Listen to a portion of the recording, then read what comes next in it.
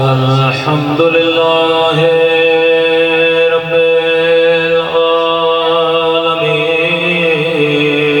العالمين الحمد لله كما هو أهله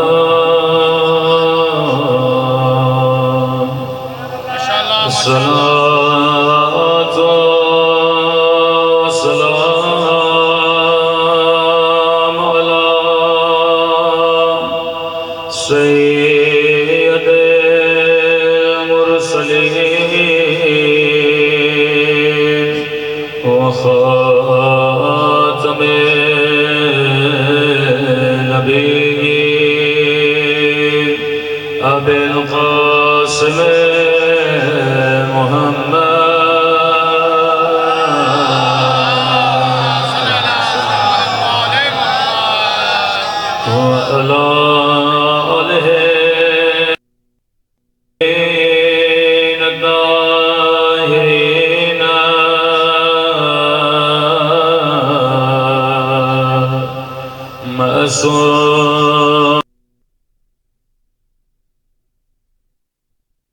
اپنے مولا کے ظہور کی دعا اللہم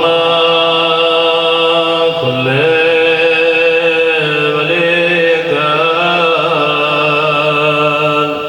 حجت ابن الحسن صلواتک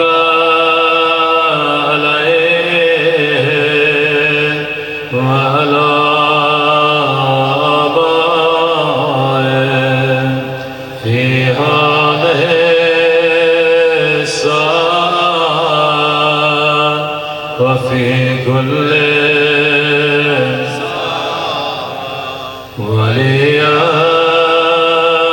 وحافظا وقائدا وناصرا ودليلا وعينا حتى تسكنه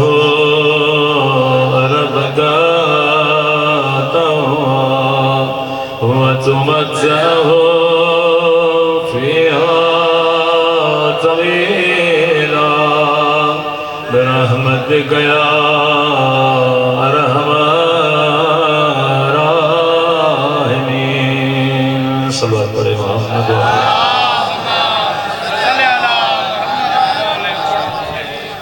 بسم الله الرحمن الرحيم رب اشرح لي صدري ويسر لي أمري واحلل عقدة من لساني يفقهوا قولي أما بعد فقد قال سبحانه وتعالى في محكم كتابه بسم الله الرحمن الرحيم اهدنا الصراط المستقيم صراط الذين أنعمت عليهم صلوات على محمد وعلى محمد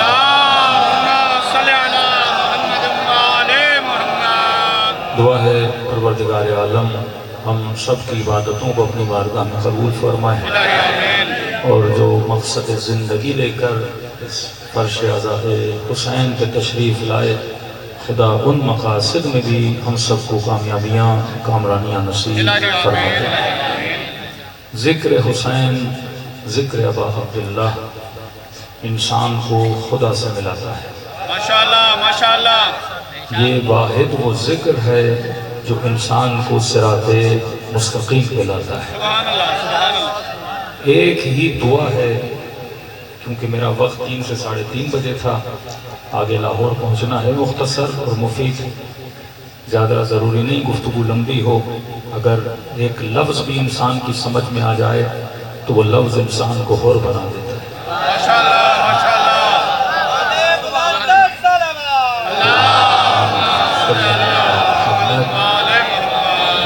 مولا حسین نے اتنی بات حر سے نہیں کی جتنی باتیں ابن سعد سے کی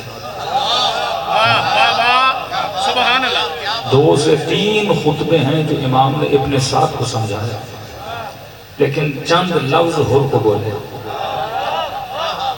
زمینیں بہت ہیں لیکن زمین میں توانائی ہو دانے کو درخت بنانے کی آپ کھیتی باڑی کرتے ہیں، دانا بہترین لو پر زمین بہترین نہ ہو تو دانا بھی ضائع ہو جاتا ہے، بے شک اور دانا سادہ بھی ہو پر زمین بہتر ہو وہ دانے کو درخت بنا دیتی ہے۔ حسینیت کا درخت انہی دلوں پہ لگتا ہے جن کی زمینیں تیار ہوں۔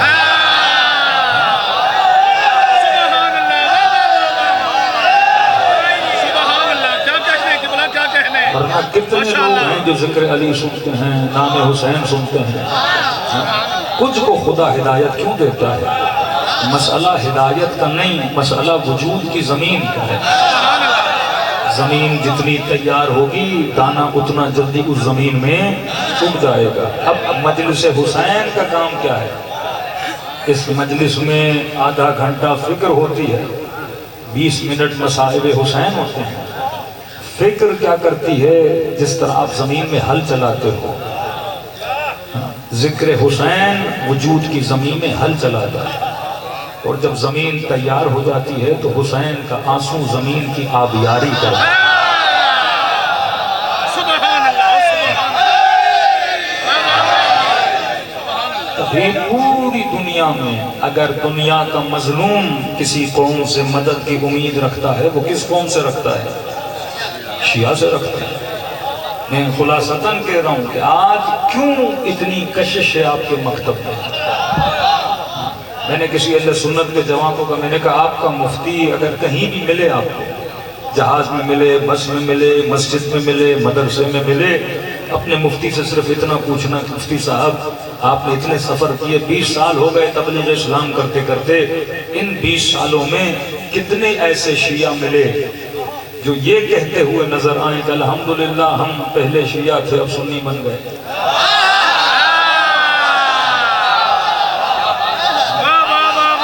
چلے جائیں اپنی مسجدوں میں، اپنے مولویوں سے پوچھیں قبلہ بتائیے کتنے ایسے شیعہ ملے جو یہ کہیں کہ بھائی الحمدللہ ہم پہلے شیعہ تھے اب کیا بن گئے؟ سنی بن گئے۔ میں نے کہا یہی سوال کسی شیعہ عالم سے کرو کہ کتنے ایسے سنی ملیں گے جو کہنے لگے کہ الحمدللہ پہلے سنی تھے اب علی ولی اللہ وعدے بن گئے ہیں۔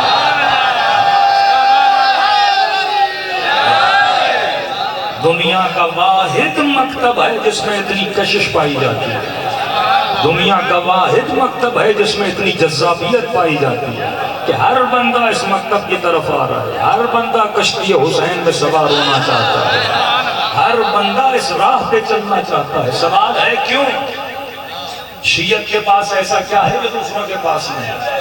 حسین کے پاس ایسا کیا ہے جو دوسروں کے پاس نہیں؟ چھٹے امام کے پاس ایسا کیا ہے جو دوسروں کے پاس نہیں؟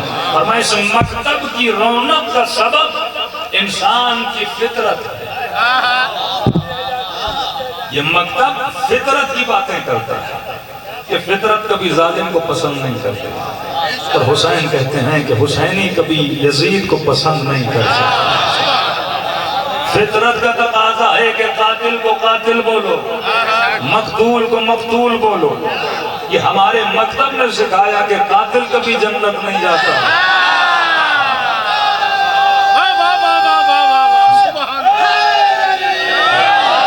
کمال مکتب حسین یہ ہے کہ شیعہ قوم کی محبت اور نفرت مکس نہیں ہے۔ ہم محبتوں میں کنفیوز نہیں ہیں کہ ہمارا 10 سال کا بچہ ہوگا اسے مجمع سے کھڑا کر کے پوچھو بتاؤ یزید پہ لعنت بھیجنی چاہیے کہ نہیں، تو وہ سوچے گا نہیں۔ آپ پوچھو کہ وہ بھیج کے بتائے گا یزید قابل لعنت ہے۔ 10 سال کا بچہ ہے، شاید میٹرک بھی نہیں کی، انٹر بھی نہیں کیا، لیکن مجلس نے اسے اتنا کلیئر کر دیا کہ اسے پتا ہے کہ قابل محبت کون ہے، قابل نفرت کون ہے۔ اور وہاں پہ چلے جائیں ان کے بڑے بڑے مفتی آج انہی کے جوان ان سے پوچھ رہے ہیں کہ یہ بتائیے یزید فاسق تھا کہ ظالم تھا کہ اہل رسول پہ ظلم کیا کہ پھر بھیجو نہ لعنت۔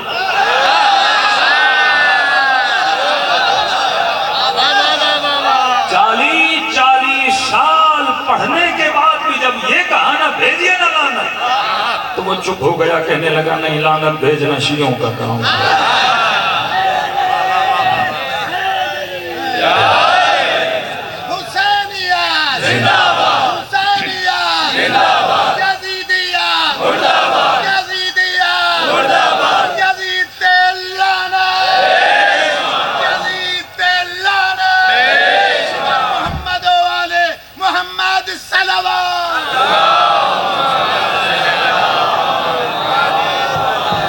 کیونکہ یہ مکتب فطرت کا مکتب ہے۔ فطرت کہتی ہے کہ ظالم سے محبت نہیں کی جاتی، مظلوم سے محبت کی جاتی ہے۔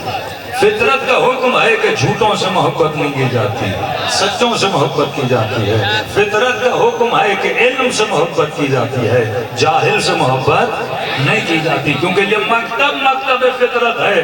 لہذا دنیا اس مکتب کی طرف آ رہی ہے کہ قبلہ یہ تو بتائیے کہ مدینے میں اصحاب تھے کہ نہیں؟ مولا حسین کے زمانے میں اصحاب تھے کہ نہیں تھے؟ کہ پھر یہ بتائیے یزید کے مقابلے میں صرف حسین کیوں اٹھے؟ ہر زمانے میں امت انتظار کرتی تھی کہ بھائی کوئی حسین اٹھے۔ یہ آئیڈیالوجی ہے جس نے شیعہ کو مضبوط کیا، یہ فکر حسین ہے جو آپ کو سب سے الگ کرتی ہے۔ اگر یہ پوچھا جائے بھائی اہل سنت نماز پڑھتے ہیں جی، شیعہ پڑھتے ہیں جی، اہل سنت روزہ رکھتے ہیں جی، شیعہ رکھتے ہیں جی، اہل سنت حج پہ جاتے ہیں جی، ہاں جاتے ہیں، شیعہ جاتے ہیں، فرق کیا ہے ان دونوں میں؟ وہ کون سی چیز ہے جو ہمیں راہ حسین پہ چلاتی ہے؟ وہ کون سی چیز ہے جو ہمیں سب سے الگ کرتی ہے؟ 61 ہجری میں دو فکروں نے جنم لیا، ایک فکر حسین، ایک فکر بنو امیہ۔ حسین کی فکر کیا تھی کہ مثلی لا یبایع مثل یزید، حسین جیسا کبھی یزید جیسوں کی بیعت نہیں کرے گا۔ فکر حسین یہ ہے کہ اچھائی کا علم بلند کرنا حسین کا کام ہے، برائیوں کے مقابلے میں کھڑا ہونا حسین کا کام ہے۔ ایک تھی فکر بنو امیہ کہ بھائی نماز پڑھتے رہو، روزہ رکھتے رہو، معاشرہ برا ہوتا ہے تو ہمارا کیا جائے۔ آج اہل سنت کے بہت بڑے مفتی طارق مسعود صاحب منبر رسول پر بیٹھ کے یہ کہیں، دیکھیے بعض اوقات بعض شخصیات کو بچانے کے لیے یہ رسول کی شخصیت کو بھی خراب کر دیتے ہیں۔ کہ قبلہ مدینے میں اصحاب تھے، وہ یزید کے مقابلے میں کھڑے کیوں نہیں ہوئے؟ تو کہا کہ رسول خدا نے فرمایا کہ الملک لمن غلب، چاہے حاکم فاسق ہو، چاہے فاجر ہو، چاہے یزید جیسا ہو، چاہے اس کے اندر شیطان گھس جائے، چاہے وہ تجھے دین سے دور کرے، رسول نے کہا کہ تمہیں حق نہیں کہ حاکم کے خلاف لفظ بھی بولو، کیونکہ حاکم ہے، حاکم کی اطاعت واجب ہے۔ اب تخت پہ چاہے شیطان بھی بیٹھ جائے، نبی نے کہا اس کی اطاعت کیا ہے؟ واجب ہے۔ تو کہا کہ پھر حسین کیوں اٹھے؟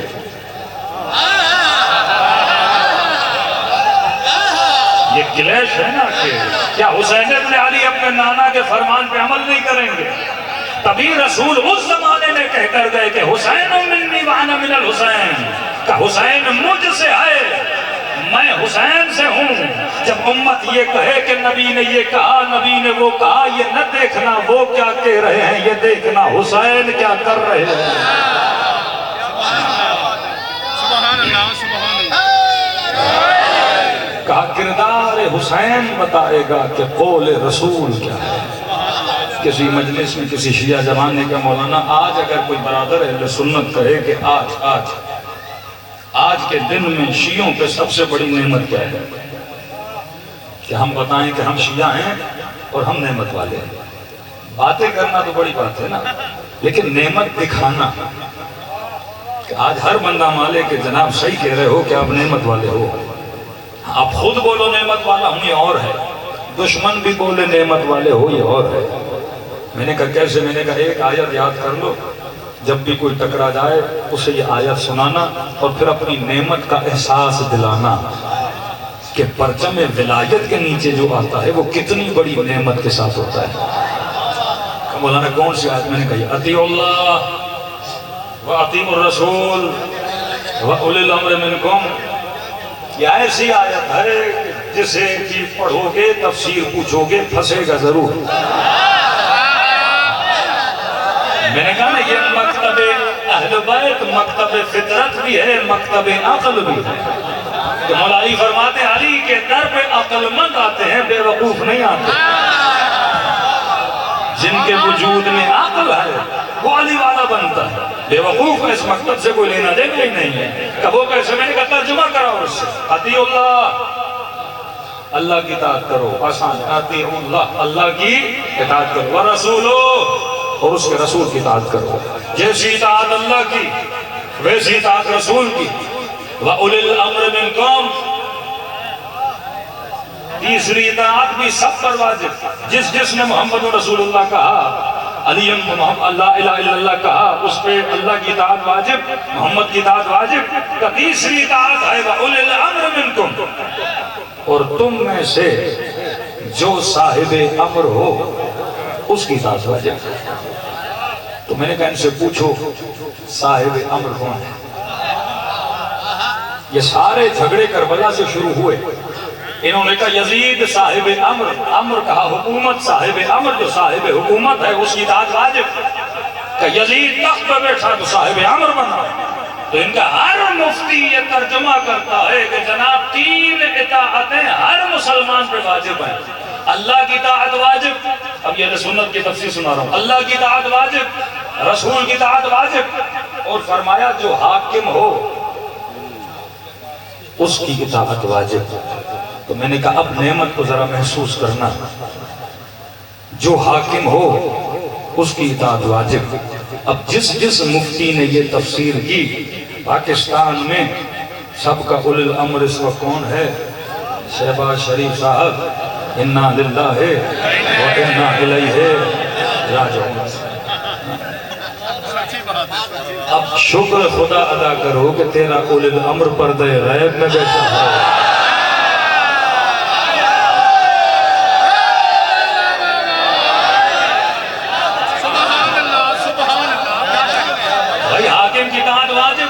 ان کے سارے مفتی بولتے ہیں۔ اب وہ حاکم چاہے دھاندلی سے آئے، چاہے صحیح ووٹ لے کر آئے، چاہے تلوار کے زور پہ آئے، چاہے بندوق کے زور پہ آئے، کسی بھی طرح آئے کہ حاکم کیسے؟ الملک لمن غلب، جس کی لاٹھی اس کی بھینس۔ اگر حاکم بنا تو اطاعت کیا بن گئی؟ واجب بن گئی۔ تو میں نے کہا بھائیو حاکم ہے اطاعت واجب، پیٹرول مہنگا کرے تو بولنا نہیں، گیس مہنگی کرے تو بولنا نہیں، چیزیں مہنگائی کہیں پہ، کیونکہ حاکم ہے اور اطاعت واجب ہے۔ اگر پیٹرول کے خلاف کوئی بولے تو شیعہ بولے،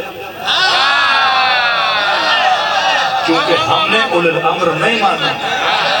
میں نے کہا مہنگائی کے خلاف بولے تو علی والا بولے، کیونکہ ہم نے اولی الامر نہیں مانا۔ یہ وہ مکتب ہے جو تجھے جاہلوں سے نکال کر عالموں کی محفل میں بٹھا دیتا ہے۔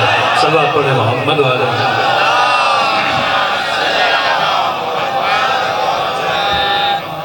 یہ مکتب کس کا مکتب ہے؟ عقل کا مکتب ہے۔ یہ مکتب کس کا مکتب ہے؟ فطرت کا مکتب ہے۔ کل بھی خندق میں سارے مسلمان تھے۔ اب ذرا امام حسین کی آئیڈیالوجی کو دیکھیں۔ آئیڈیالوجی آف امام حسین کیا ہے کہ ظالم کے مقابلے میں کھڑا رہنا ہے۔ دوسری طرف بنو امیہ کی آئیڈیالوجی جو اکثر مسلمانوں نے لی کہ حاکم کیسا بھی ہو اس کی اطاعت واجب ہے۔ تو نہ انہوں نے بنو امیہ کے خلاف کبھی قیام کیا، نہ بنو عباس کے خلاف کبھی اٹھے، نہ کبھی عثمانیہ کے زمانے میں اٹھے۔ آپ کو جتنے قیام نظر آتے ہیں وہ سارے قیام کنہوں نے کیے ہیں؟ شیعوں نے کیے ہیں۔ یا جناب زید نے کیا، یا امام حسین نے کیا، یا فتحیہ نے کیا۔ مختلف تاریخ میں آپ چلے جاؤ گے قیامات شیعہ نے کی ہیں، کیونکہ شیعہ کس کی آئیڈیالوجی پہ چل رہا ہے؟ امام حسین کی آئیڈیالوجی پہ کہ مثلی لا یبایع مثل یزید، حسین جیسا کبھی یزید جیسوں کی بیعت نہیں کرے گا۔ حیات من الذلہ، فرمایا ذلت کی زندگی سے عزت کی موت بہتر ہے، لیکن کسی یزید جیسے کی ہم بیعت کرنے کے لیے تیار نہیں ہیں، کیونکہ اگر معاشرے میں اچھائی اور برائی کی تمیز ختم ہو گئی تو نسلیں تباہ و برباد ہو جائیں گی۔ تو حسینیت نے نسلوں کو بچایا، اچھائیت کا پیغام دیا، ظلم و ظالم سے نفرت کا پیغام دیا، اور عدل اور محبت سے اور مظلوم سے محبت کا پیغام دیا۔ ایک میسج دیتا ہوا آگے بڑھوں۔ خیبر میں سارے مسلمان تھے، ہاتھوں میں تلواریں بھی، نیزے اور زرہ بھی، لیکن جب رسول نے کہا نا کون ہے جو اس کا منہ بند کرے، کون ہے جو عمرو بن عبد کو روکے، کون ہے جو خندق میں اس کے مقابلے میں جائے، یہ کہنا تھا، بیٹھے سارے تھے، اٹھا کوئی نہیں۔ بس اس انتظار میں تھے کہ علی کب جائے گا. ذرا غور سے دیکھیے گا کمال فکر حسین. انتظار میں تھے کہ کب علی اس کے مقابلے میں جائے گا. تلواریں تھی، طاقت تھا، پاور تھا، بدن تھا، سب کچھ تھا، لیکن جب سب سے بڑا ظالم کھڑا ہو گیا تو سب اس انتظار میں تھے کہ جناب ہم تو نہیں جا سکتے، کون جائے گا؟ اس کے مقابلے میں علی جائے گا. میں نے فرمایا کل جب اسلام کا سب سے بڑا دشمن آنا تھا، مسلمان انتظار میں تھے کہ علی کب مقابلے میں جائے گا. آج 1 ارب سے زیادہ مسلمان زمین پہ رہتے ہیں، لیکن سب انتظار میں ہے کہ شیعہ کب اسرائیل کو مارے گا.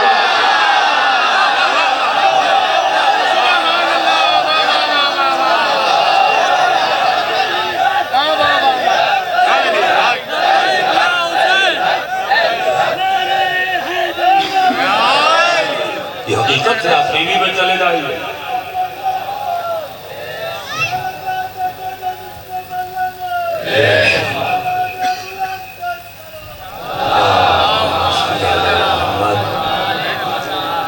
آج اسلام اور مسلمانوں کا سب سے بڑا دشمن کون ہے؟ اسرائیل ہے، امریکہ ہے. 40,000 سے زیادہ مسلمان مار دیے. فوجیں سب کے پاس ہیں، بندوقیں سارے مسلمانوں کے پاس ہیں، بم سارے مسلمانوں کے پاس ہیں، لیکن بات کیا کرتے ہیں؟ شیعہ کب مارے گا. بھئی آپ کیوں نہیں مان رہے؟ یہ فکر حسین ہے. کل بھی منتظر تھا مسلمان علی کب مارے گا. مدینے کے اصحاب چپ بیٹھے تھے، حسین کب یزید کے مقابلے میں اٹھے. آج کا مفتی، آج کا مولوی، آج کا مسلمان چپ بیٹھا ہوا ہے، شیعہ کب مارے گا.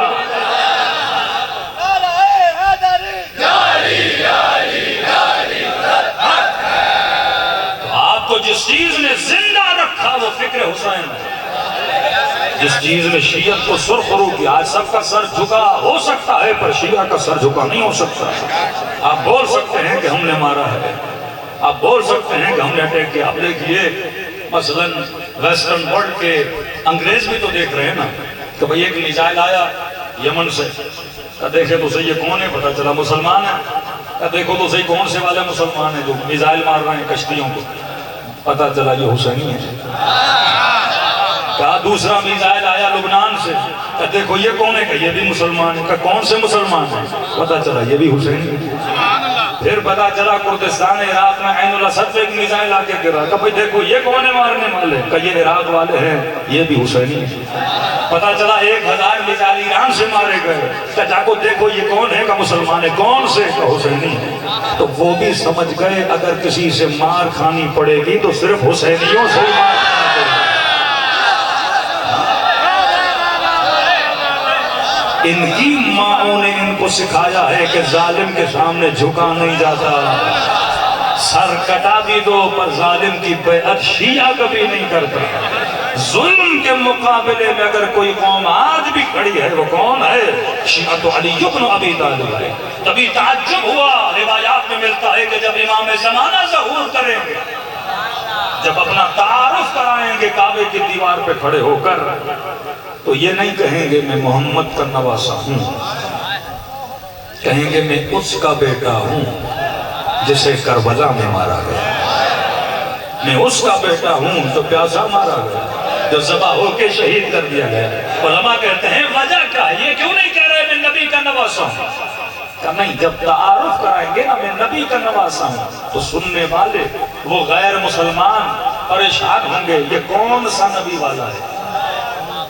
کیونکہ یہاں بہت سارے نبی والے ہیں. بریلوی بھی کہے ہم نبی والے، احناف بھی کہیں ہم نبی والے، شافعی بھی کہیں ہم نبی والے، دیوبند بھی کہیں ہم نبی والے. تو وہ سوچیں گے نا یہ کون سی نبی والا ہے، کون سی فکر والا ہے. تو کہیں گے میں اس نبی کے مکتب کا ماننے والا ہوں جو حسین کا مکتب ہے. میں اس کا بیٹا ہوں جو ظلم کے مقابلے میں کیا ہوا تھا، کھڑا ہوا تھا. دوسرا فرمایا تعارف ہمیشہ اس نام سے کیا جاتا ہے جسے لوگ جانتے ہیں. کوئی کہے گا میں فلاں مشہور آدمی کا بھتیجا ہوں، بیٹا ہوں، بھائی ہوں. کہ اس کا مطلب جب امام کا ظہور ہوگا اور یہ کہیں گے نا میں حسین کا نواسہ ہوں، اس کا مطلب دنیا میں کونے کونے میں ہر شخص حسین کو جانتا ہوگا. اور کسی نے کہا مولانا یہ کیسے ممکن ہے کہ دنیا حسین کو جانے؟ میں نے کہا عراق کے اندر 21 ملین لوگ. کسی نے کہا مولانا نعمت والوں کا راستہ دکھائیے. دعا کرتے ہو نا صراط الذین انعمت علیہم. ہر مسلمان دعا کرتا ہے نصیب اس کو ہو جس کی دعا قبول ہو.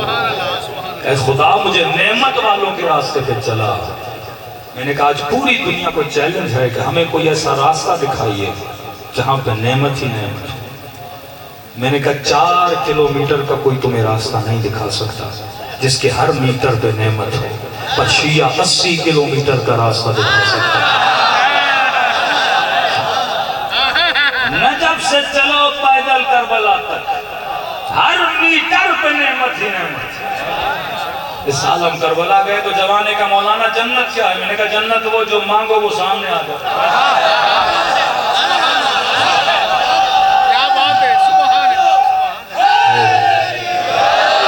جو مانگو وہ سامنے آ جائے. کاربائن میں تو یہی ہو رہا ہے، جو سوچتے ہیں وہ سامنے آ جاتا ہے.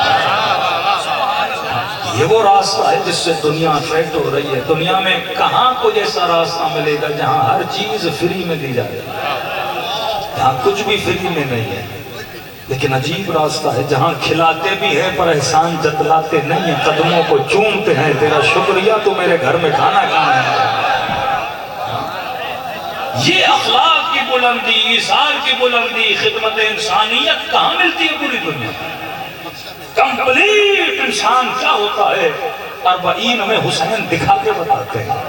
ایسے ہوتے ہیں حسینی، ایسے خدمت کرنے والے، ایسے انسانیت کے قدموں کو چومنے والے، ایسے ان کا استقبال کرنے والے کہیں نہیں ملتے.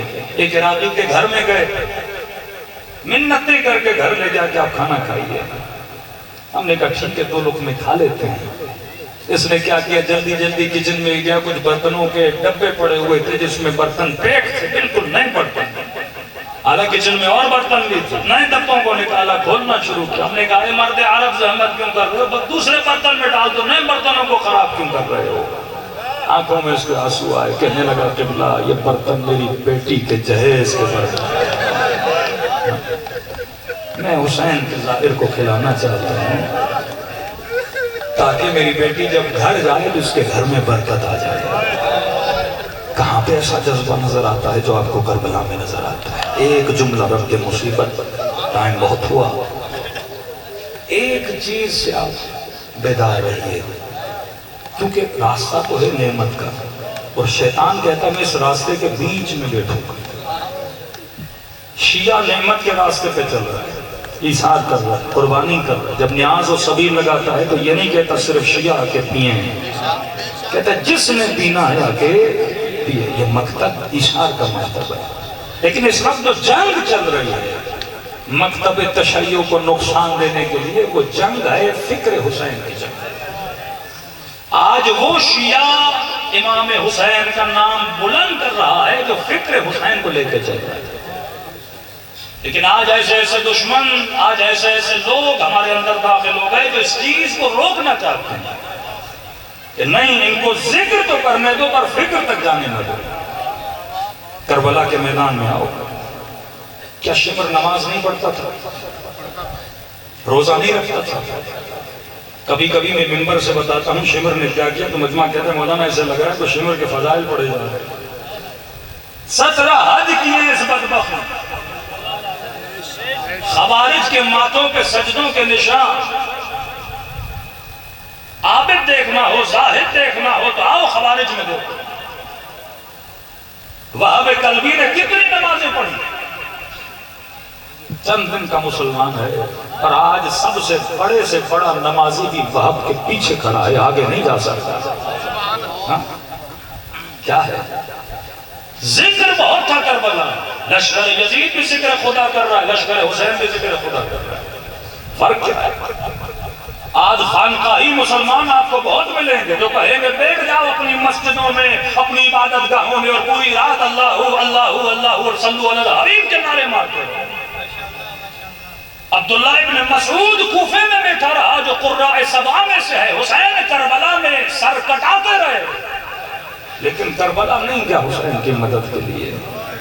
جب خبر ملی تو کہا بہت افسوس ہوا کہ فرزند رسول کو شہید کر دیا گیا. مدینے میں اصحاب بیٹھے رہے پر حسین کی مدد کے لیے نہیں گئے. حاجی اپنے حج میں لگے رہے اور حسین حج کو چھوڑ کے جانے لگے. یہ پہچان نہیں تھی کہ اصل کعبہ کون ہے.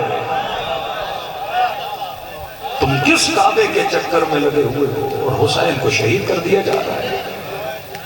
جن کی فکروں پہ ختم اللہ علی قلوبہم وعلی سمعہم وعلی ابصارہم. اللہ کہتا ہے میں ایسے لوگوں کے دلوں پہ، آنکھوں پہ، سوچوں پہ، کانوں پہ تالے لگا دیتا ہوں جنہیں حق و باطل کا پتہ نہیں لگتا. امام کا کام ہے ان تالوں کو کھولے. تالے کھلیں گے تو فکر حسین نظر آئے گی.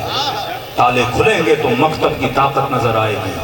آج اسلام کا سب سے بڑا دشمن اگر کسی کے نام سے لرزتا ہے وہ شیعہ حسین سے لرزتا ہے. پوچھا گیا نتنیاہو سے یہ تو بتاؤ ہم نے تجھے 3 آپشن دیے تھے کہ 3 مسلمان ملکوں کا نام بتاؤ جس سے تمہیں خطرہ ہے. آپشن دیا نا.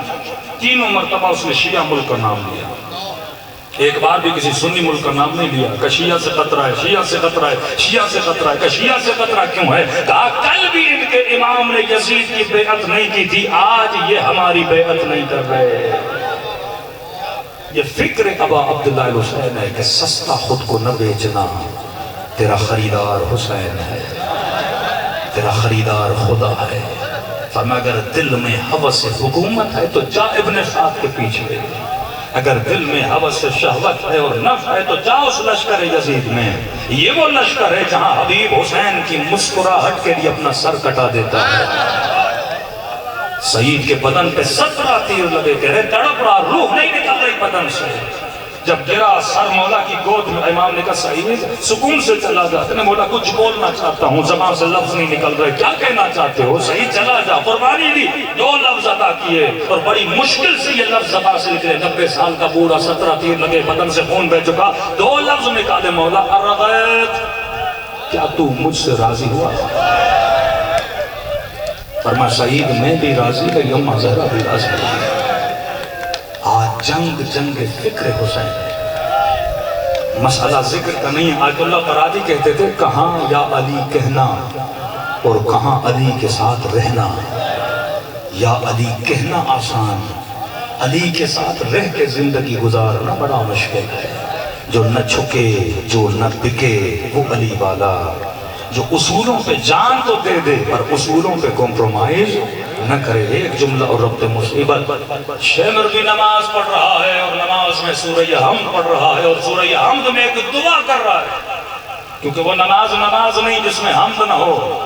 اور دعا کر رہا ہے اہدنا الصراط المستقیم، اے خدا مجھے سیدھے راستے پہ چلا. دوسرے خیمے میں ہور نماز پڑھ رہا ہے، وہ بھی کہہ رہا ہے اہدنا الصراط المستقیم، اے خدا مجھے سیدھے راستے پہ چلا. سمجھ میں بات نہیں آتی. پروردگارا شمر نبی کا سیدھا راستہ دکھا، ہر نبی کا سیدھا راستہ دکھا. ایک ناصر امام بنا، دوسرا قاتل امام بنا.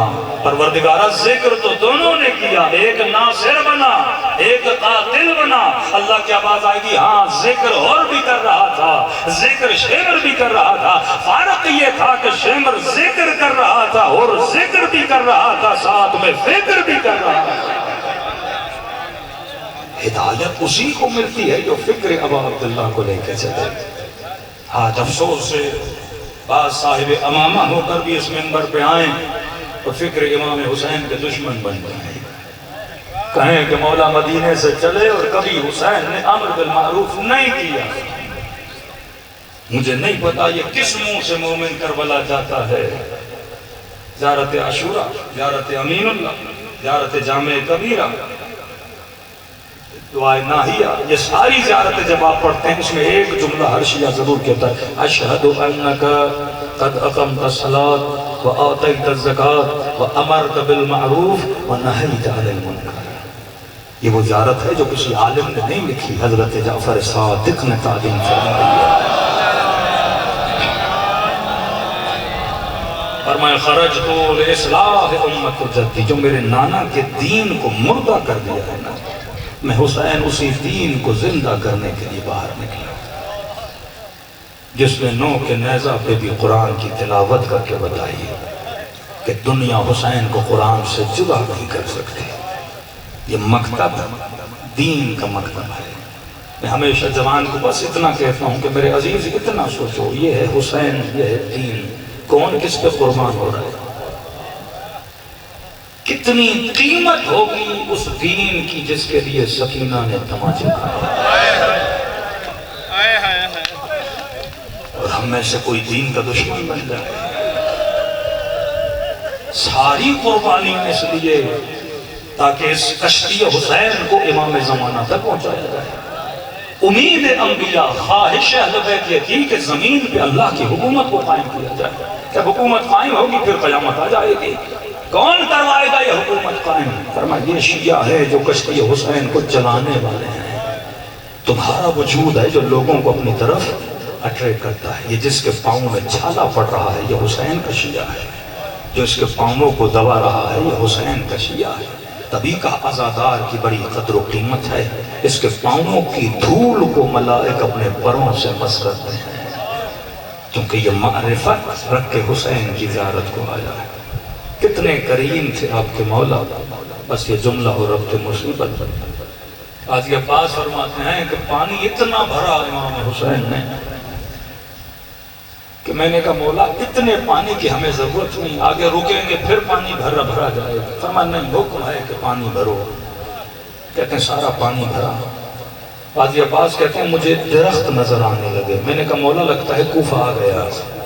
فرمایا عباس یہ کوفہ نہیں، یہ یزید کا لشکر ہے جو آ رہا ہے۔ قریب پہنچا پتہ چلا یہ ہور کا لشکر ہے۔ کہ اتنی گرمی اور شدید پیاس تھی کہ امام نے کہا عباس جتنے مشکوں کو بھرا تھا لشکر یزید کو پلانا شروع کر دے۔ انسانیت تمام تر عروج پہ خود کو دکھاتی ہے، جو اپنے قاتل کو جام پلائے وہ حسین ہے۔ حضرت عباس کہتے ہیں تب مجھے سمجھ آیا کہ میرے پاپا پانی حسین پانی اپنے لیے نہیں اور کے لشکر کے لیے بھروا رہے تھے، کہ سب کو پانی پلایا۔ آخر میں کہا باز گھوڑے بھی پیاسے ہیں، انہیں بھی پانی پلا۔ کہ جب پلانے گیا نا مجھے کہا باز گھوڑے کی فطرت ہے، جب تک اس کا پیٹ بھرتا نہیں یہ پانی سے منہ ہٹاتا نہیں۔ تو پانی نہ ہٹانا جب تک اس حیوان کی پیاس نہ بجھ جائے۔ یہ ہے حسین کا سارے لشکر میں پانی پیا۔ غازی کہتے ہیں ایک بندہ لشکر سے پیچھے رہ گیا تھا، دور سے اونٹ پہ سوار کر آ رہا تھا، لیکن گویا اتنی شدت پیاس کی وجہ سے اس کی آنکھوں کے سامنے اندھیری آ گئی، اسے راستہ نہیں دکھ رہا تھا۔ کہ حسین آگے بڑھے گا، یا اخو العرب، اے عرب بھائی ذرا میرے قریب، کہیں ایسا نہ ہو تو شدت پیاس کی وجہ سے مر نہ جائے۔ کہتے ہیں آگے آیا، اس کی مہار کو امام نے پکڑا، کہا اتر، لیکن یہ سن نہیں رہا تھا شدت پیاس کی وجہ سے۔ کہا حسین نے اس کی سواری کو نیچے بٹھایا، پھر کہا نیچے آ پانی پی کہیں پیاس سے مر نہ جائے۔ پھر بھی اس نے حسین کی آواز نہ سنا، کیونکہ اتنی پیاس تھی یہ اپنے ہوش و حواس میں نہیں تھا۔ فرمایا میرے بھائی حسین آگے بڑھے، اسے اونٹ سے اتارا، اس کے سینے سے زرہ کو اتارا اور اپنے ہاتھوں سے حسین نے اسے پانی پلایا۔ کہا جب مختار نے جمع کیا نا ظالموں کو، ایک ایک سے پوچھا بتا تو نے کیا کیا تھا، تو نے کیا کیا تھا؟ سب بتاتے گئے مختار میں نے امامہ چوری کیا، میں نے حسین کی زرہ چوری کی، میں نے حسین کا کمر بند اتارا، میں نے حسین کا زہرہ کا دیا ہوا کرتا اتارا۔ کہتے ایک سے پوچھا بتا تو نے کیا کیا؟ کہنے لگا مختار جب میں حسین کے بدن پہ پہنچا تو ہر چیز لٹ چکی تھی، کچھ ایسا نہیں تھا جسے میں چوری کرتا، غنیمت سمجھ کے لیتا۔ نہیں پھر تو نے کیا کیا؟ کہ مختار میری نگاہ حسین کی انگوٹھی پہ پڑ گئی۔ کہ مختار میں نے بڑی کوشش کی کہ انگوٹھی کو اتاروں لیکن انگوٹھی اتری نہیں۔ کہ نہیں پھر تو نے کیا کیا؟ کہ مختار میں نے خنجر نکالا، حسین کی انگلی کو کاٹا۔ یہ تو آپ نے سنا ہے، لیکن میرے چوتھے امام فرماتے ہیں یہ وہی تھا جسے بابا نے اونٹ سے اتار کے اپنے ہاتھوں سے پانی پلایا تھا۔ ایک طرف کمال ہی کمال ہے، دوسری طرف رضالت ہی رضالت ہے۔ کا شکر خدا کرو کہ حسین کے ماننے والے ہو۔ ایک مولا کا زائر بڑا عاشق حسین، کہنے لگا مولانا لوگ جوک در جوک کربلا جا رہے تھے، عاشق کو پتہ چلے نا کوئی میرے محبوب سے ملنے جا رہا ہے، وہ تڑپ اٹھتا ہے، کہتا میں بوڑھا تھا 80 سال کا، پیسے نہیں، بیمار تھا، اولاد نہیں، میں کیسے جاتا کربلا؟ کہتا ہے گھر گیا، مصلی پہ بہت رویا، میں نے کہا مولا حسین کیا آپ کی زیارت صرف امیروں کے لیے ہے، صحت مندوں کے لیے ہے؟ مولا 80 سال کا بوڑھا ہوں، نہیں آ سکتا، کوئی رشتہ دار نہیں لے کے آنے والا، کیا میں مر جاؤں گا اور اپنی زیارت سے محروم رکھو گے؟ منکر و نکیر نہیں کہیں گے کہ بدبخت حسین کا عاشق کہلاتا تھا، ایک ثواب زیارت اپنے نام اعمال میں لے کر نہیں آیا؟ کہتا رو رو کے سو گیا، اسی مصلی پہ سجدے میں خواب کے عالم میں حسین کی زیارت نصیب ہوئی۔ کہے میرے بوڑھے عاشق وہ ابھی کربلا گئے ہیں، وہ میری زری کو دیکھیں گے، تو حسین کے چہرے کو دیکھ رہا ہے۔ فرمایا میں نے اپنے چہرے کی زیارت تمہیں کروائی ہے۔ فرمایا اگر آ سکتے ہو تو زندگی میں ایک بار بھی کربلا ضرور آیا کرو، کیونکہ ثواب کو دیکھ کے پچھتاؤ گے۔ لیکن فرمایا اگر نہیں آ سکتے تو یہ مت کہو ہم کریم نہیں ہیں، تجھے گھر بیٹھے ثواب زیارت عطا کریں گے۔ آ سکتے ہو آؤ، نہیں آ سکتے تو فرمایا گھر بیٹھے ثواب زیارت عطا کریں گے۔ مولا وہ کیسے؟ فرمایا خلوص دل سے، جب دل تڑپے نا حسین کے لیے تو کا خلوص دل سے ذہن میں کربلا کو لانا اور مجھ غریب کو ایک سلام دینا۔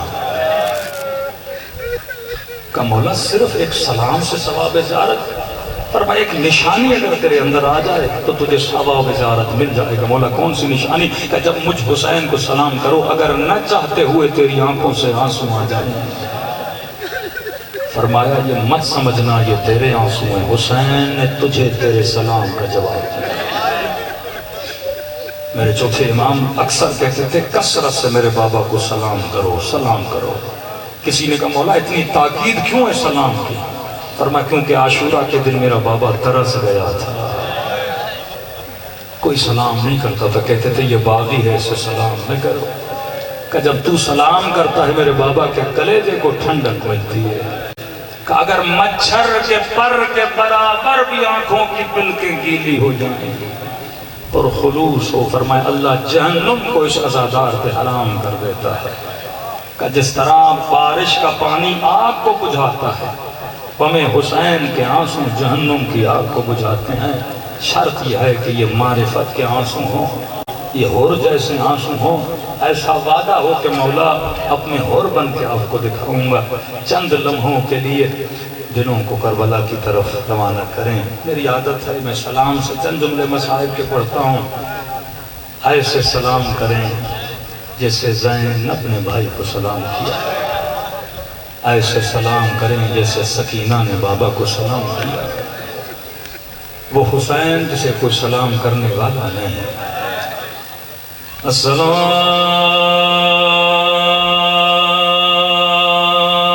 علی الحسین وعلی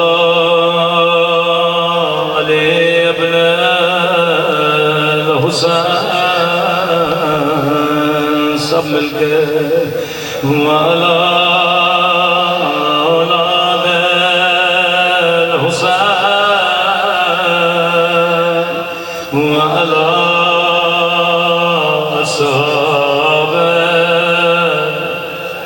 حسین کی صدا بلند و مجمع بہت ہے، سب مل کر السلام علی الحسین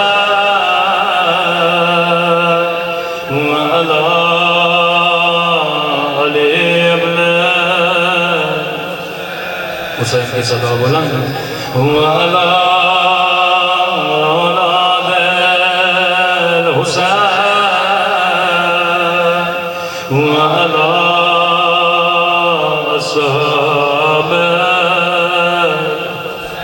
ماشاءاللہ سب مل کے السلام علی حسین وعلی علی ابن وعلی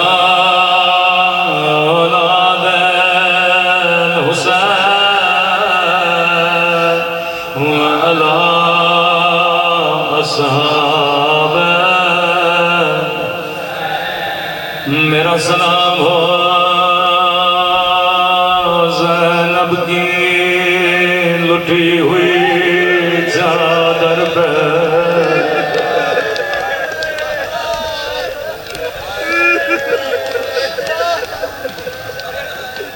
آپ نے زندگی میں کئی ذاکروں سے مصائب سنے ہوں گے، لیکن علماء فرماتے ہیں جب کبھی دل کرے رونے کا تو فرمایا کبھی کبھی زیارت ناہیہ پڑھا کرو۔ یہ کسی ذاکر کا نوحہ نہیں، امام زمانہ کا نوحہ ہے۔ سنیں گے اپنے جد پہ کیسے گریہ کرتے ہیں۔ فرمایا میرا سلام ہو ان ننے سے رخساروں پہ، قدیمی مومنوں مولا نے نام نہیں لیا، اشارہ کیا، مجھے نہیں معلوم یہ رخسار کس بچی کے رخسار ہے، اشارہ سنو یہ جملہ امام زمانہ کا جملہ ہے۔ میرا سلام ان ننے سے رخساروں پہ، جن کا رنگ بدلتا رہا، یہ نہیں کا رنگ بدل گیا بلکہ بدلتا رہا۔ کبھی شمر کے تماچوں نے رنگ نیلا کیا، کبھی ظالم کے تماچوں نے رنگ سیاہ کیا۔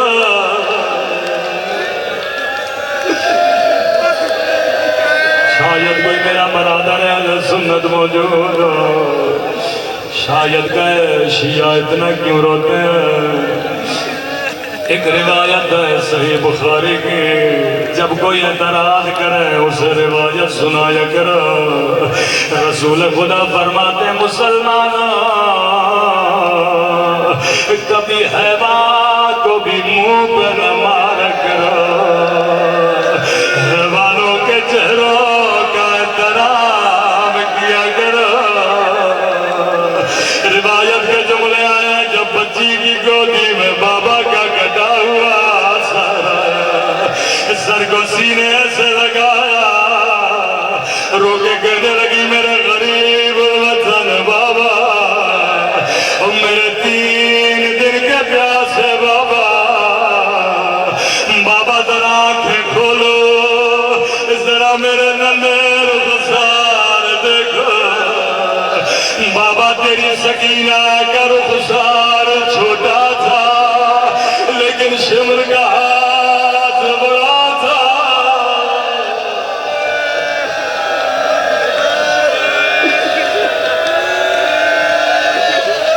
میرا سلام ہو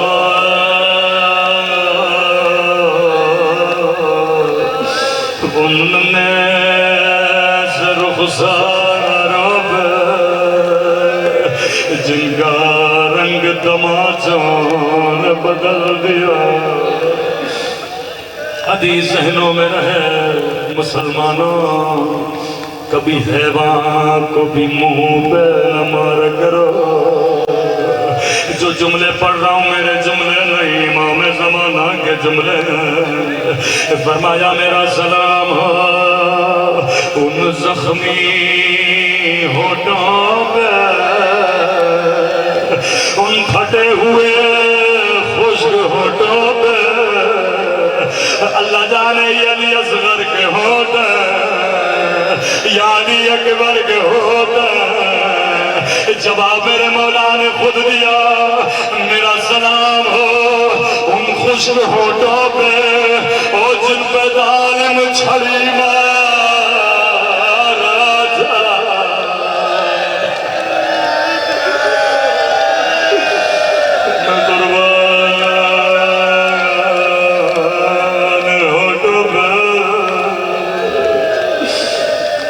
امام زمانہ یہ ہوٹ آپ کو یاد ہے، لیکن میں کہوں میرا سلام ان ننھی سی آنکھوں پر جو یہ منظر دیکھ رہے تھے.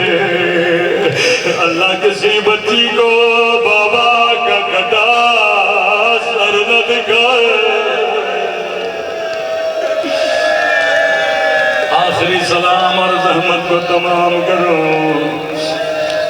فرمایا عزادار تو سن کے برداشت نہیں کرتا، لیکن یہ سارے منظر امام زمانہ نے آنکھوں سے دیکھے.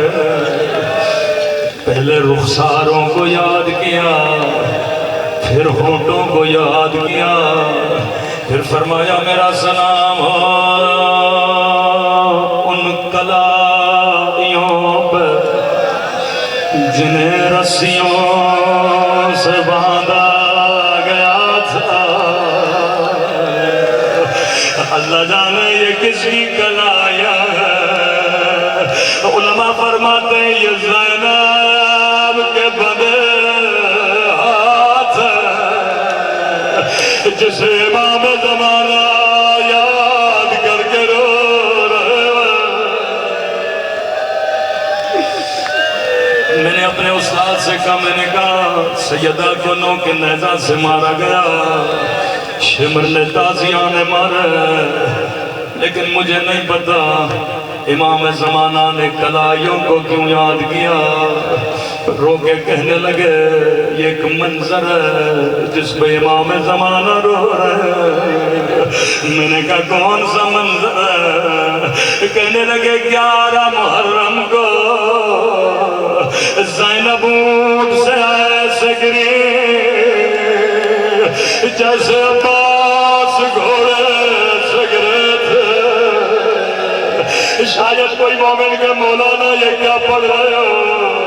زینب کے تو بازو سلامت تھے، عباس کے بازو سلامت نہیں تھے.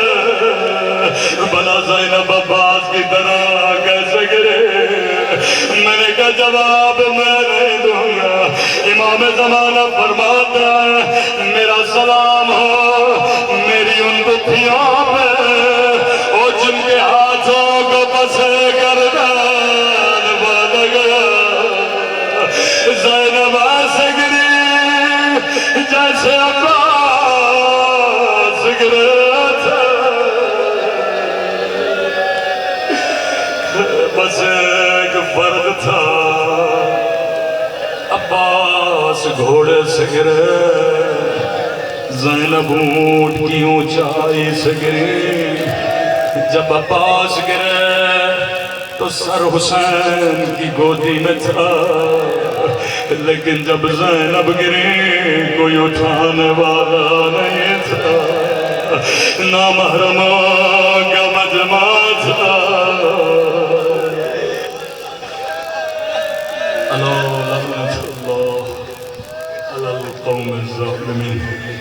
پروردگار تجھے زینب کے بندے ہاتھوں کا واسطہ، تجھے سکینہ کے نیلے رخساروں کا واسطہ، تجھے حسین کے زخمی ہونٹوں کا واسطہ.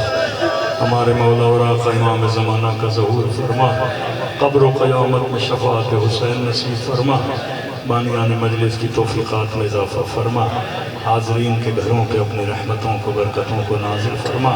ہر طرح کی نظر بد و پریشانیوں سے ہم سب کو محفوظ فرما. ربنا تقبل منا انک انت السمیع العلیم. جو بے اولاد ہیں انہیں اولاد نے کو صالح عطا فرما.